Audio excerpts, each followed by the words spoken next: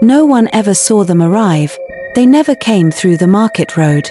Never knocked loud enough to wake a neighbor. But somehow every night, Mama Nnenna's sewing lamp stayed on long after midnight, and by morning, a new set of clothes would be hanging in her window, clothes too old for modern taste. Clothes that didn't match any living soul in the village. Some said she was lonely. Others whispered that grief had finally made her mad. But what no one could explain was the coin, the old colonial coin she used to buy bread. The one no longer in circulation since before Biafra. The one that hadn't been printed since the dead stopped speaking. They asked her once, "Mama Nnenna, who are you sewing for?" She looked up with tired eyes and simply said, "The ones who never left." Mama Nnenna had never closed her shop before midnight. Her tailor shop was a tiny extension at the front of her mud brick house, just beside the market square, where chickens crossed freely and the church bell still rang on Sundays. Everyone called her Mema even though she had no surviving children. Some out of respect. Others out of pity. She didn't mind.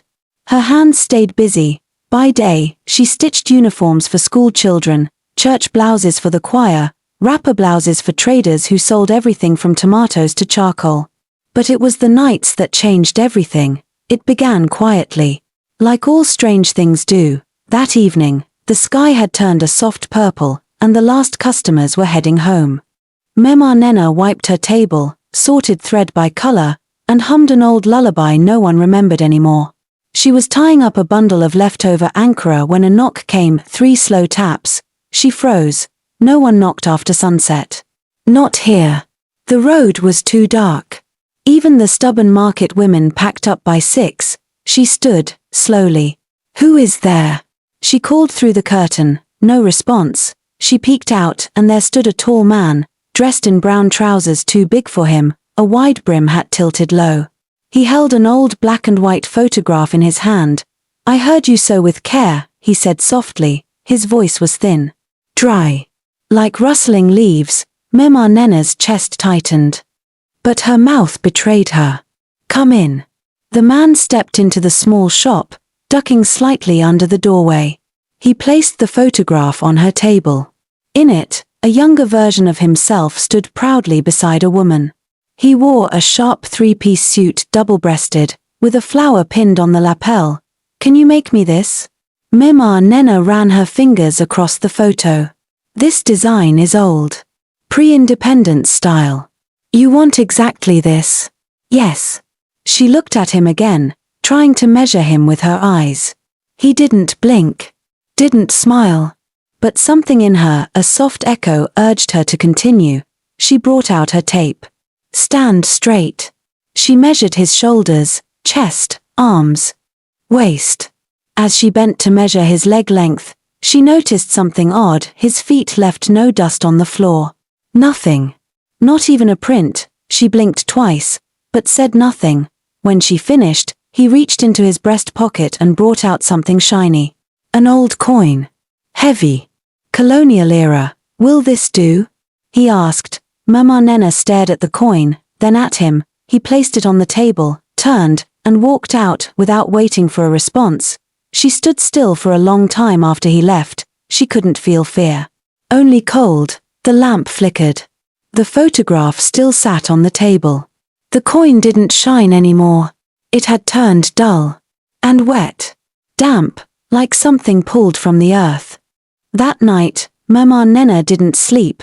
She sat by her sewing machine, watching the photograph.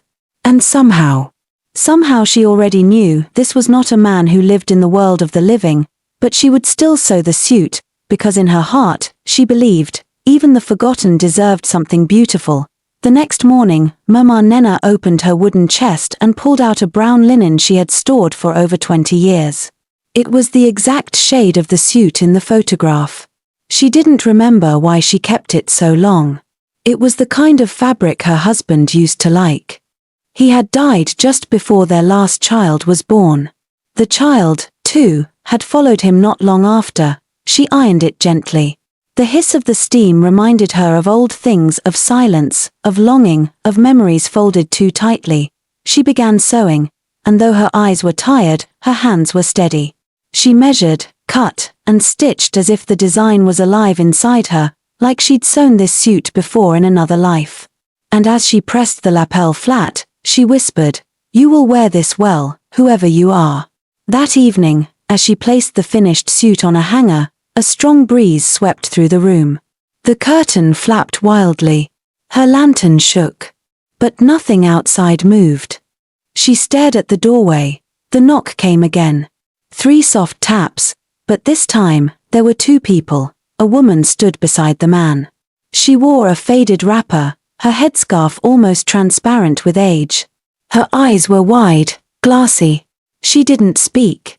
She only held out an old wedding photograph. "This is what he wore when we danced," the man said. "She wants her blouse and wrapper back." Nnenna looked closely. It was them. In the photo. Frozen in a dance from a time when love still felt eternal, something inside her chest ached. She nodded slowly. The woman stepped forward. For the first time, she spoke. "Thank you for remembering us." And just like that, they left. No footsteps. No sound. Just the scent of dried hibiscus left behind in the air. Nnenna sat on the floor for a long time that night, the coin from the night before still cold in her palm. She didn't know why they were coming to her. She didn't understand what it meant, but the next morning, she found a 3rd photograph tucked under her door, a young boy in short trousers and a crooked tie. Smiling, no name, no note, just the photo. And a single black button. That week, she received 4 more. Each came the same way, at night, with barely a sound. Some came with photographs. Some brought buttons, ribbons, or scraps of cloth. All paid with old coins, silver worn smooth with time. The town didn't notice. They only whispered that Nnenna looked different now, quieter, more withdrawn, as though she was listening to something far away. And they were right, because by then, she had started to hear them, voices. Echoes. Laughter from behind her sewing room at midnight. Songs from radios that hadn't played in decades. Children's feet running across the tiled floor of her memory. She didn't tell anyone, because deep down, she knew, she was no longer sewing just for the living. The 3rd week after the visits began, Nnenna couldn't take it anymore. She had tried to convince herself she was dreaming. That maybe her old age was playing tricks on her. That maybe grief, like a forgotten wound, had started to rot from the inside. But on that Tuesday night, when the boy in the photograph appeared at her door wearing the very clothes she'd just sewn, pressed white shirt, navy shorts, and a single shiny button at the collar, something inside her shifted. He didn't speak. He only smiled. Then he turned and began to walk away. Nnenna grabbed her shawl, wrapped it over her shoulders, and followed. She didn't know why. She only knew she had to see where he was going. The moon was full, hanging low like a watching eye. The village was asleep, every compound quiet, save for the occasional snore from a veranda or the hiss of a distant generator. Her slippers made no sound as she followed the boy, who walked barefoot, past the abandoned yam barn, past the old cocoa tree where lovers used to meet, past the village shrine, its calabashes cracked, its offerings long dried, the path twisted, and the air grew colder. Nnenna tightened her shawl. The boy never looked back. He only walked slower now, as if waiting for her to keep up. And then, he turned into the cemetery. The village cemetery sat on a small hill, overgrown with weeds. Most people only visited on All Saints' Day or to weep beside fresh mounds. But now, it seemed alive. Fireflies danced above the tombstones. The breeze carried a soft humming, like lullabies with no words. Nnenna's heart thudded painfully against her ribs. She watched as the boy walked up to a mango tree in the center of the graves, and stopped. Above him, swaying gently from one of the branches, was the shirt she had sewn. Hanging like a leaf about to fall. Beneath the tree, an old grave. Its slab had cracked down the middle. No name. No date. Just silence. She took a trembling step closer. The boy looked at her, eyes now solemn. "Thank you," he whispered, and then he faded, not all at once. Like smoke, like memory. Until nothing was left but the stillness of the grave, and that shirt now gently swinging in the wind. with no string holding it. Nnenna stood there for what felt like hours, until her knees gave way. She sank to the ground, her hands in the dirt. Her breath caught somewhere between fear and awe. She wasn't just sewing for ghosts, she was sewing for the forgotten, for the unremembered, for the dead who still wanted to be seen. When she finally returned to her home, dawn was already yawning over the rooftops. She washed her feet, lit a candle, and placed her hand over her heart. For the first time in many years, she prayed, not out of fear but out of understanding. And later that day, as she cleaned her shop, she noticed something odd. On the wall, above her sewing machine, where once had been empty space, there now hung a photograph, the boy. In his shirt. Standing beside the mango tree. She hadn't put it there, and somehow. The ink was still wet. Nnenna stopped attending church, not because she stopped believing, but because every time she knelt in prayer, someone would sit beside her and vanish before the benediction. At first, she stayed silent, she kept sewing, she kept collecting photographs. She kept accepting coins too old for any market, but one evening, just after sunset, she felt the heaviness before she heard the knock. The shop was quiet. Her thread had tangled. Her eyes were aching. But when she turned, the room felt darker, though the lantern still burned. She opened the curtain. A girl stood there. Maybe 16. Maybe less. Her hair was long and wild, her wrapper torn at the hem. In her hands was a school notebook, damp, as if pulled from water. On the cover was her name, written in shaky cursive, Ada M. "I want a new dress," the girl said. Her voice was flat, her eyes blank. Nnenna gestured for her to enter, but the girl didn't move past the threshold. She simply stared, and something about her stillness, made Nnenna's fingers curl. "Come," she said gently, "you must step inside for me to measure you." The girl didn't blink. "I don't want to be measured." Nnenna frowned. "Then how?" "Just sew it," the girl said. "You'll know my size." It was the first time a customer had made such a request. Before she could ask more, the girl dropped the notebook on the floor, turned, and walked into the night. That night, Nnenna didn't sew. She opened the notebook and flipped through the wet pages. There were drawings, shapes of dresses. Notes written in pencil. A page torn, a page burned. Near the middle. One sentence repeated over and over in shaky handwriting, "My body is still in the river." Nnenna's hands trembled. She packed the notebook away and waited until morning. Then she took a long walk to the edge of the village, to a place she had not visited in years, the hut of the old priestess, Nnenna. The priestess lived in a compound with no fence. Her walls were painted with faded chalk symbols. Birds perched freely along her roof, watching every movement. When Nnenna arrived, the old woman was already waiting outside. "You have come late," Nnenna said, her back turned. "But you came." Nnenna sat on the mat placed beside her. She didn't greet with words. She just sat, her hands folded. "I have sewn for them," she said softly. "I didn't know what it meant. At first." Nnenna nodded slowly. "You were chosen because you carry sorrow like silk. You mend pain. Stitch memory. They come to you because you see them." Nnenna exhaled. "But this last one. She's not like the others." "No," the priestess said. "She's not." She picked up a gourd, uncorked it, and poured palm ash in a circle around her feet. "Some spirits only want to be remembered," she murmured. "But some want what was denied them. Rest, peace, or revenge." The wind picked up. Nnenna's voice cracked. "What should I do?" "Continue. Sew for them. Honor them. But know this," Nnenna looked up, eyes fierce and glowing. "One night, a spirit will come to ask for your final stitch. And when she does, you must choose." "Choose what?" "Whether you belong to the world of the living or the ones you clothe." That night, Nnenna returned home slowly, carrying the warning in her bones. She sat at her sewing machine and stared at the unfinished fabric.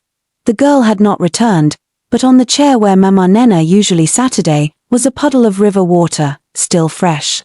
Still cold. Nnenna knew, Even before the knock came, she knew the time had arrived.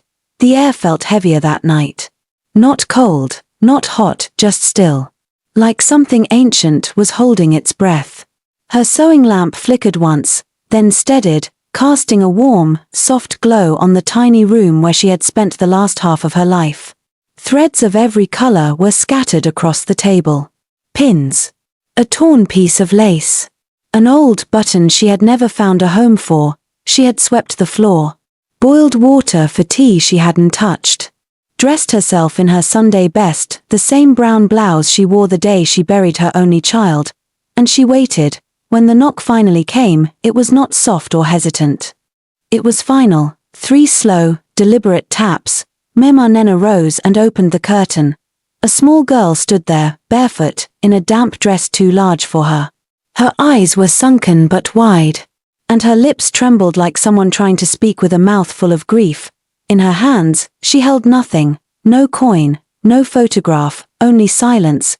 But Nnenna recognized her, not her name, but her presence. She had seen that face once. Years ago. A photo in the market square, glued to a wooden pole. Missing. Come inside, Nnenna whispered. The girl didn't move. Behind her, the shadows began to ripple. Nnenna blinked, and there they were, every ghost she had sewn for. Lined up silently across the compound. Men. Women. Children. Each dressed in the clothes she had lovingly stitched.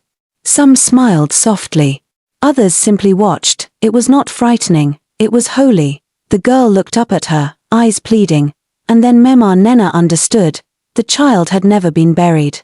Never named at the end. She was taken by a river, forgotten by her family, erased by time. Her soul could not rest, because she had not been clothed for the journey. The tailor's work had never been just about fabric. It was about recognition.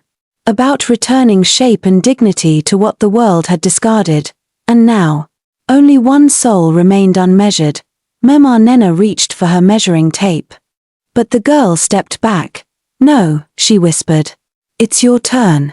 The wind stopped, and from the shadows, a woman stepped forward. She was tall.